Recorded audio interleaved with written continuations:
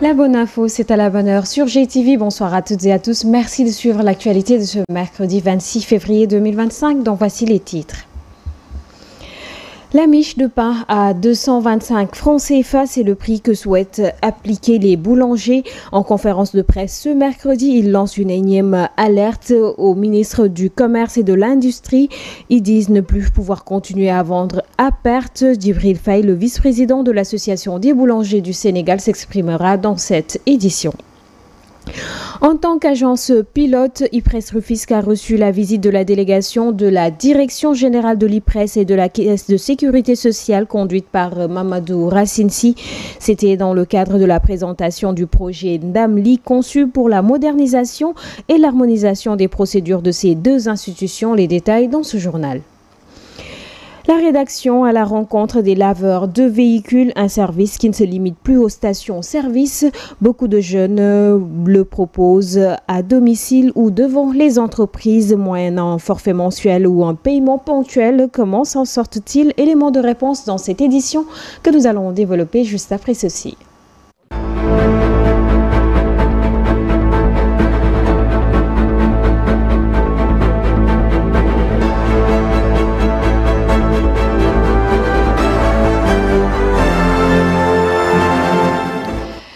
Mauvaise nouvelle pour les Djanguen, les boulangers qui souhaiteraient vendre la miche de pain à 250 francs CFA. À quelques jours du mois de Ramadan, les boulangers du Sénégal s'alarment et attirent une énième fois l'attention du ministre du Commerce sur leur situation dite préoccupante. Ils assurent vendre à perte et réclament la vérité des prix. Sinon, la production risquerait de connaître des perturbations dans les jours à venir. Ils étaient en conférence de presse ce mercredi. Djibril Faye est le vice-président de l'Association des boulangers du Sénégal et s'est exprimé au micro de nos reporters Ndelenjay et Boubacar Diagne. Aujourd'hui, on s'est rencontrés pour faire une situation du secteur. Il s'est trouvé qu'aujourd'hui, c'est un secteur agonisant parce qu'en juin 2024, l'État du Sénégal a réduit le prix de la baguette de pain de 175 à 150 francs. Depuis lors, le secteur a connu un dérèglement. Aujourd'hui, vous avez écouté la version d'un des acteurs. La majeure partie des boulangers ferment boutique. C'est dû au fait que le sac de farine devrait être réduit de 7 000 francs. Mais malheureusement, l'État a réduit de 4 000 francs. Donc les 3 000 francs restants, c'est nous les boulangers qui supportons cela. Alors, aujourd'hui, on a trouvé des solutions. On a proposé à l'État des solutions. Mais il se trouve que les rencontres qu'on a eu à faire avec les ministères, avec les agents du service régional du commerce, tout cela n'a aucune suite. Donc nous demandons à ce que vraiment l'État au plus haut niveau, au niveau de la présidence de la République, au niveau de la primature, que des actions soient faites. Sinon, les boulangeries vont fermer une à une et nous serons obligés d'aller vers un arrêt de production. Cela nécessite maintenant qu'on travaille en connivence avec les autres acteurs tels que la FNBS. Mais bon, on est en train de travailler cela. Vraiment, on va directement vers un ramadan sans paix. Ce n'est pas encore concret, mais vraiment c'est une situation qui peut arriver. On va être reçus pour proposer nos solutions. Il y a des solutions.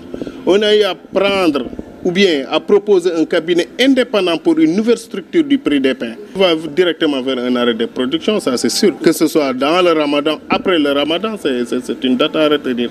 Dans un contexte caractérisé par une ruée vers la terre et une prolifération des pratiques de corruption et de fraude, l'OFNAC a organisé un atelier de restitution du diagnostic du Centre national de la fonction publique locale et de la formation et de présentation du module foncier et lutte contre la corruption.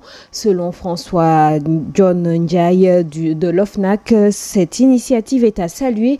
Il dit être heureux que cette étude sur le foncier soit intégrée dans les modules de formation au profit des élus locaux. Il s'est exprimé au micro de Aïssatou Ba. Est à saluer doublement du fait que c'est une continuité des actions que l'OFNAC mène sur le terrain, à savoir le diagnostic, à savoir la cartographie des vulnérabilités dans plusieurs secteurs. Et aujourd'hui, on est en train de parler du secteur du foncier, qui a fait l'objet d'une étude commanditée par l'OFNAC. Donc, on se réjouit que cette étude puisse être intégrée dans des modules de formation au profit des élus locaux. Les enseignements que nous, du côté de l'OFNAC, nous puissions tirer dans cet atelier, c'est tout simplement que nous faisions un travail de terrain, nous faisons des cartographies et que ces cartographies puissent être exploitées dans le cadre de la formation. Et là, ça encourage, ça montre que le travail que l'OFNAC fait sur le terrain a des répercussions dans la formation. Les résultats de cette étude ont montré énormément de vulnérabilité, comme l'a présenté le magistrat Moussa Faka. Il a présenté un diagnostic quand même assez exorbitant qui montre qu'il y a plein de vulnérabilités que l'on peut relever au niveau du secteur foncier. Les vulnérabilités, c'est les niches de corruption qu'on peut détecter dans le secteur du foncier. Et comme vous le savez, c'est un secteur en ébullition et que chaque jour, on parle de corruption dans ce secteur. C'est pour cette raison que je pense qu'on va continuer le travail au niveau de l'OFNAC à cartographier de nouvelles vulnérabilités parce que le monde évolue et les vulnérabilités sont des réalités change, des réalités mutantes. Donc c'est à nous aussi, de notre côté, au niveau de l'OFNAC, d'améliorer, de continuer le travail que nous avons entamé dans ce secteur et de proposer de nouvelles recommandations qui seront mises en œuvre dans le cadre de formation. Dans le cadre du projet Sahel Jam, le GRADEC, avec l'appui de l'Union européenne, a organisé un second atelier pour les jeunes ce mercredi 26 février à l'hôtel Axil. Une série d'ateliers de consultation et d'échanges qui visent à identifier les obstacles rencontrés par les femmes, les jeunes, les personnes handicapées et ainsi recueillir leurs recommandations qui alimenteront les propositions de réforme de gouvernance économique, politique et judiciaire. Djibril Ning, membre du GRADEC, s'est exprimé au micro de Mam Awa Sall et de Nartegay. Le programme Sahel Jam, soutenu par l'Union européenne, et ce programme ambitionne d'œuvrer à la consolidation de la paix et au renforcement de la cohésion sociale dans l'espace public. Et ceci dans deux directions. D'abord, en se préparant aux futures concertations sur le processus électoral, sur les réformes électorales appelées par le gouvernement, pour que non seulement ces rencontres, ces concertations soient inclusives, mais pour que ces rencontres surtout contribuent à la mise en place d'un processus électoral intègre et transparent. La deuxième direction, c'est d'œuvrer à la réduction des tensions structurelles, à l'amélioration de la gestion des conflits et à la prévention des violences. Sous ce rapport, il s'est agi aujourd'hui, à la suite des ateliers tenus avec les handicapés et les femmes, aujourd'hui, il s'est agi de se réunir avec les jeunes, n'est-ce pas, pour réfléchir à partir de leur articulation au processus électoral, à partir de leur expérience de notre système électoral, pour réfléchir sur les vulnérabilités de notre modèle électoral, qui, malgré sa fiabilité et ses qualités indiscutables, présente aujourd'hui des points de vulnérabilité qui appellent des réformes consensuelles et inclusives, garantissant la résilience et la stabilité de notre modèle électoral. Sous la conduite de Mamadou Racine Sy, une forte délégation du top management des institutions sociales, IPRES et Caisse de sécurité sociale s'est rendue ce lundi à l'agence pilote IPRES Rufisque, ce lundi donc, pour la présentation et surtout l'évaluation du projet de modernisation et d'harmonisation des systèmes d'information qui lient techniquement ces deux institutions sociales à travers l'uniformisation de leurs procédures procédures professionnelles. Selon le directeur général Amadou Lamine, ce projet dénommé Ndamdi a amélioré la qualité de service rendu aux allocataires et aux entreprises. Suivant ses propos au micro de Mansour Diassé. Sous l'autorité du président du conseil d'administration, de venir aujourd'hui visiter l'agence de Rufisque pour nous enquérir de l'état de fonctionnement de cette structure. Pourquoi Rufisque? Parce que Rufisque est une agence pilote dans le déploiement du système d'information unifié entre l'IPRES et la Caisse de sécurité sociale. C'est un système d'information, comme on a dit, qui vise à harmoniser nos démarches, nos procédures pour une meilleure prise en charge des problématiques liées à la gestion des prestations familiales et des pensions de retraite. Et nous sommes heureux de constater in situ que la collaboration est vraiment très bonne entre les deux institutions qui occupent le même espace de travail et qui partagent les mêmes outils. Les mêmes outils, c'est le système d'information. C'est-à-dire que au niveau de cette agence, aussi bien du côté de la Caisse que du côté de l'IPRES, les procédures sont unifiées. Cela veut dire que nous faisons de l'immatriculation unique, des déclarations uniques et même les paiements au niveau de cette agence se font de façon unique. Ça veut dire que l'employeur qui a besoin de s'acquitter de ses obligations sociales vis-à-vis des institutions n'a pas de problème de répondant. Parce qu'au niveau de cette agence, tout peut être réglé en un trait de temps. Je pense que c'est extrêmement important de le relever. Nous sommes même allés à un niveau plus avancé en termes de recouvrement unique. Les contrôles se font de façon commune, avec des équipes pluridisciplinaires. Et je pense que le résultat est visible. Rien qu'en termes d'objectifs, on est très satisfait des performances qui sont notées au niveau de l'agence, avec cette stratégie harmonisée, mutualisée entre nos deux institutions. Président, la cérémonie d'inauguration du nouveau siège de la compagnie sahélienne d'entreprise, le ministre des Infrastructures, des Transports terrestres et aériens, Yankoba Djemé, a reconnu la nécessité pour l'État du Sénégal de consentir des efforts significatifs en vue de régler la dette intérieure. Il a également souligné l'importance d'un partenariat équilibré entre l'État et le secteur privé pour relever ces défis. Il s'est exprimé au micro d'Aïssa Touba. Nous savons aujourd'hui que c'est extrêmement important pour que l'entreprise, particulièrement l'entreprise sénégalaise, qui n'a pas suffisamment les reins solides comparés aux multinationales, pour qu'elle puisse fonctionner, oui, il faut que l'État fasse un effort sur la dette intérieure. Mais les efforts sont en train d'être consentis. Après déjà ce qui a été fait, si vous regardez aujourd'hui dans le monde agricole, qui en a été donné comme une certaine priorité pour répondre aux exigences du monde rural. Mais aujourd'hui, pour lancer efficacement Sénégal Vision 2050, oui, il faut un effort. Et cet effort est en train d'être fait. Je laisserai l'opportunité où, malgré les difficultés, mais nous étions sur une phase d'abord de diagnostic, une phase de constat, une phase de nouveau point de départ, ce qui est fait. Nous croyons au génie sénégalais, au leadership du Sénégal, parce que la signature du Sénégal est intacte, voire même plus honorable aujourd'hui. C'est la rançon de l'exercice de vérité. Ensemble, je sais que nous pourrons faire quelque chose et c'est en train d'être fait. Pas plus tard que ce matin en venant, je ne voulais pas donner une quelconque exclusivité. Nous allons cet après-midi tenir un conseil interministériel sur quelques entreprises en difficulté, dont Air Sénégal.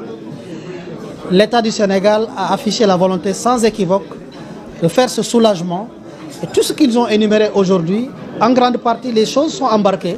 Le ministre de l'Urbanisme, des collectivités territoriales et de l'aménagement des territoires, Moussa Bala Fofana, a inauguré ce jour le programme national d'accès au logement et de la rénovation urbaine à Dakar, une initiative qui vise à répondre aux besoins croissants en logement des Sénégalais tout en mobilisant le secteur bancaire et en facilitant l'accès au crédit immobilier. Lors de la cérémonie de lancement, le ministre a insisté sur la coordination nécessaire entre les différents acteurs impliqués dans ce programme, suivant ses propos au micro de Mansour Diassé. Aujourd'hui, nous avons senti que nous avons des partenaires, des gens qui ont conscience de l'importance du logement dans la vie de nos concitoyens et aujourd'hui qui ont démontré non seulement de cette envie d'accompagner, mais qu'ils ont l'expertise de nous accompagner à parfaire ce programme parce que la réussite de ce programme va avoir des impacts pour les ménages, mais va surtout avoir un impact pour notre économie et pour notre développement. Aujourd'hui, le loyer représente 54% des dépenses d'un ménage. Quand vous avez un salaire de 500 000, c'est plus de 250 000 francs que vous mettez dans un loyer. Un père de famille laisse à ses progénitures souvent cette maison qui est l'héritage. Tout travailleur veut avoir cette dignité, cette tranquillité d'avoir son chez soi et d'être sûr qu'entre ces murs bien aménagés, bien pensés, il a la tranquillité, il a la paix. Voilà ce que représente le logement pour les ménages. Donc c'est important pour nous de structurer ce programme qui est un programme transversal, qui mobilise plusieurs ministères, plusieurs acteurs, que ce soit le système bancaire, les assurances, ceux qui sont dans le secteur des SFD. Tous les acteurs sont impliqués parce que c'est ensemble que nous avons relevé ce défi, car comme je le rappelle, au Sénégal aujourd'hui, le continent africain, on est d'accord qu'il faut être sur des stratégies de résorption de déficit et qu'ensemble il faut parfaire cette stratégie. Et le Sénégal a un déficit de plus de 500 000 logements. Donc devant ce déficit, nous devons ensemble nous retrouver, main dans la main, nous comprendre, nous entraider et mettre en place un programme qui va très rapidement amener des choses concrètes. Parlons à présent du lavage informel de véhicules qui est devenu un business prisé par une bonne partie de la jeunesse. Plus besoin de faire la queue au niveau des stations-service. Le service est tout simplement proposé au niveau à tous les coins de rue pratiquement à un coût moindre. Une alternative pour quelques jeunes qui ont certainement trouvé cette solution pour contrecarrer le chômage. La rédaction de GTV est allée à leur rencontre. Reportage Amsatou Gano et Sérignan. Des bouteilles d'eau, des voitures stationnées attendant pour être lavées et des groupes de jeunes laveurs assis à l'entrée à la quête de potentiels clients campent le décor. Au terminus de Liberté 5, ce métier de lavage informel est le gagne-pain de nombreux jeunes qui ont rallié Dakar où ce petit business semble être florissant. Le tarif des bus, c'est 2500. Auparavant, c'était 2000. On a augmenté les tarifs. Vous savez, les temps sont durs. Aujourd'hui, des fois, on peut encaisser 5000 francs. Des fois, ça peut être 8000 francs. Le chômage, beaucoup de jeunes le conjuguent au passé car ayant compris qu'ils ne peuvent pas dépendre de l'État, ce métier de laveur informel est devenu un moyen de sortir des chantiers battus. Cependant, tout n'est pas rose car ces jeunes font face à d'innombrables difficultés. Nos principaux problèmes, c'est d'abord le manque d'espace. Comme vous le voyez ici, ce n'est pas un espace adapté pour laver des voitures. Il faut dire que aussi parfois les agents de la mairie viennent nous prévenir et nous demander de déguerpir, surtout durant les fêtes de Tabaski. Et puis vous savez, ici les conditions de travail sont très difficiles. Il n'y a pas de toilette dans ce garage, il n'y a pas de robinet pour puiser de l'eau. Ces problèmes empêchent les jeunes de dormir sur le dos oreiller, car pour eux, la mairie pourrait les expulser à tout moment et ils exhortent à l'État de les recaser dans des espaces dédiés à leur activité. Nous avons quitté le Saloum pour venir travailler ici à Dakar. Nous voulons que la mairie nous soutienne, surtout nous donne un espace où nous pourrons exercer. Le lavage informel semble bien marcher pour ces jeunes, même si à certains aléas de la vie participent au dysfonctionnement de leur travail.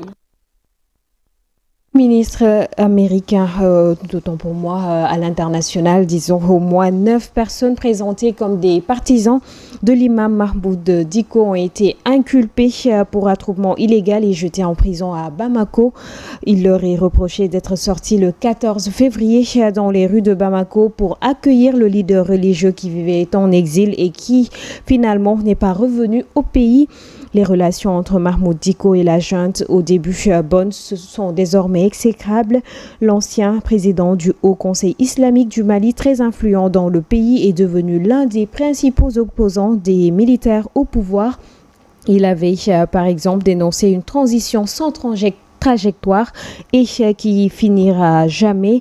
La coordination des mouvements et associations de soutien à l'imam a été dissoute par la junte en mars 2024. Et puis aux États-Unis, le ministre américain de la Défense Peter Hegseth était en visite sur la base militaire de Guantanamo ce mardi 25 février. Dans un des décrets signés par Donald Trump le 5 février, le président entend transformer la base militaire de Guantanamo en méga centre de détention géant, capable d'accueillir jusqu'à 30 000 migrants. Cette base est devenue célèbre pour avoir servi de prison extrajudiciaire aux terroristes islamiques après les attentats du 11 septembre 2001 pour les accusations de torture et autres atteintes aux droits de l'homme. C'est cette page internationale qui met un terme à cette édition. Merci de l'avoir suivi. Excellente suite de programme en compagnie de GTV. Bonsoir.